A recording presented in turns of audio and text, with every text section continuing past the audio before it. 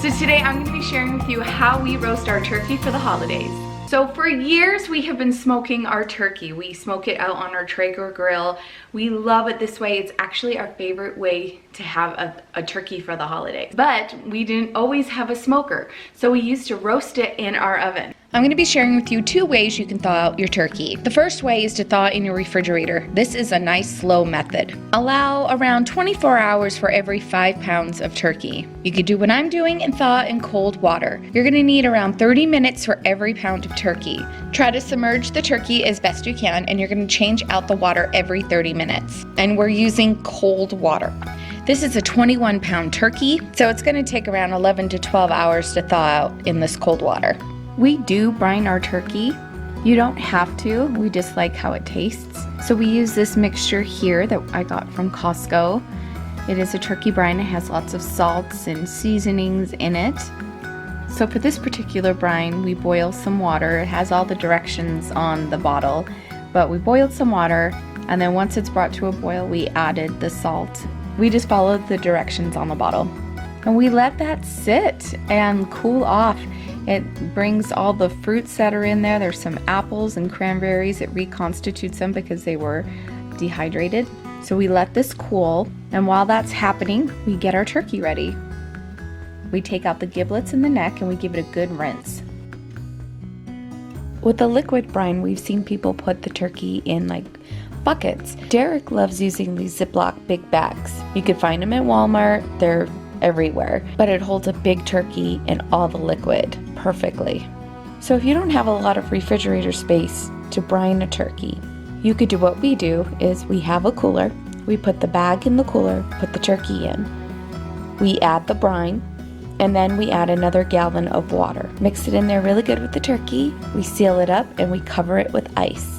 This will stay cold and you're not using up space in your refrigerator. We let this brine overnight, and then when we're ready to start preparing the turkey, we take it out of the cooler and we give it a really good rinse, get all the bits off of it. Then I take some paper towels and pat it down dry. That way we could get ready for the butter mixture that we're gonna put all in it and around it. I removed the plastic piece that was in the turkey out. Now let's make the butter mixture. I added a cup of softened butter. I used some rosemary, some sage, any herbs will do. You can add garlic, whatever you like, but we're gonna make an herb butter.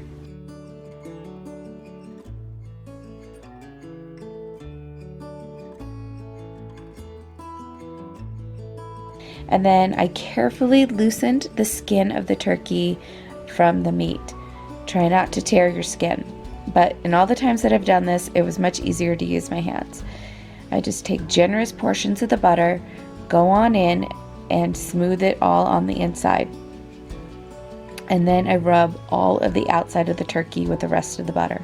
It'll be a yummy, crispy, golden brown skin. So you're gonna see a lot of mistakes in this video. One, I never tied the legs to the turkey together. Derek does the turkey. I haven't done it in years. I totally forget that step, but that's okay. And you could put some aromatics inside your bird. You could do lemon. I'm just gonna do some onion and celery. I just don't wanna overstuff it to block the airflow. What we have done over the years is use these roasting bags for our turkey. It still browns up your turkey beautifully. It just keeps that moisture locked in, and it always just makes for a really good bird. So you need to coat the inside of your bag with like a tablespoon of flour. And now we're gonna use this aluminum roasting pan. I wanted something super easy for this dinner. You could use a regular roasting pan, but I wanted to show you how you could just, go ahead and use something that you could dispose again later. So inside the bag, first I'm gonna add some onions, some celery, and some carrots. This is going to help season the drippings of the bird. With the bag, the directions say to roast your turkey at 350 degrees, but you gotta know your oven. This oven runs so hot, and after I made this turkey, I realized I should have just kept it at 325. It would have been fine. The roasting time of your turkey is going to depend on the size of your turkey. Most turkeys cook at 325 degrees, anywhere from 2 to 3 hours.